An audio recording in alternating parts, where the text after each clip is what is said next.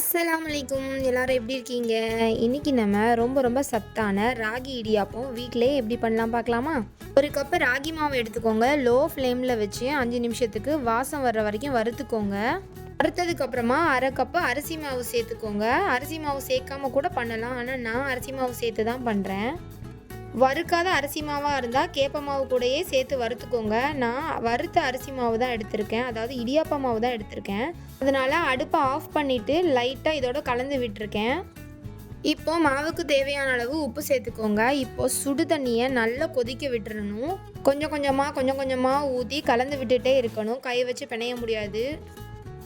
கரண்டியோட பின்பக்கம் யூஸ் பண்ணி நல்லா கிளறி விட்டுக்கோங்க. தண்ணி சேர்த்து கொஞ்சம் கொஞ்சமாக கலந்து விட்டுருங்க. இப்போ கடைசியாக மாவு ரெடி ஆயிரும். இந்த மாதிரி தான் இருக்கும். இது 2வது ஸ்டேஜ். இதுலேயும் தண்ணி ஊற்றி கலந்து விட்டுட்டே இருந்தீங்கன்னா இந்த மாதிரி ஆகிடும். கையில் எண்ணெய் தேய்ச்சிக்கோங்க. பார்த்து பிணைஞ்சிட்டு மூடி போட்டு மூடி வச்சுருங்க. 5 நிமிஷம்க்கு அப்புறம் ஓப்பன் பண்ணிவிட்டு அதுக்கப்புறம் பிழிய ஆரம்பிச்சிடலாம். இடியாப்ப அச்சுலையும் இடியாப்பம் அவிக்கிற தட்டுலையும் நல்லா எண்ணெய் தேய்ச்சிக்கோங்க. தேங்காய் எண்ணெய் தேய்ச்சா இன்னும் வாசமாக இருக்கும். தேங்காய் பூ போட்டு செஞ்சால் இடியாப்பம் இன்னும் சூப்பராக இருக்கும். எத்தனை பேர் ராகி இடியாப்பம் செஞ்சு சாப்பிட்ருக்கீங்கன்னு சொல்லுங்கள். நானே இதுதான் ஃபஸ்ட் டைம் செஞ்சு சாப்பிட்றேன். உங்கள் வீட்டில் எல்லாருக்கும் ரொம்ப பிடிச்சிருச்சு. கண்டிப்பாக ட்ரை பண்ணி பாருங்கள்.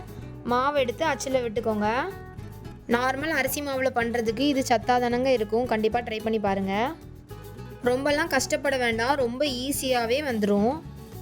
இங்கே பாருங்கள் எப்படி மலை சாரல் மாதிரி வருதுன்னு. ரொம்ப ஈஸியாக வந்துருச்சு, எனக்கு கஷ்டமாகவே தெரியலை.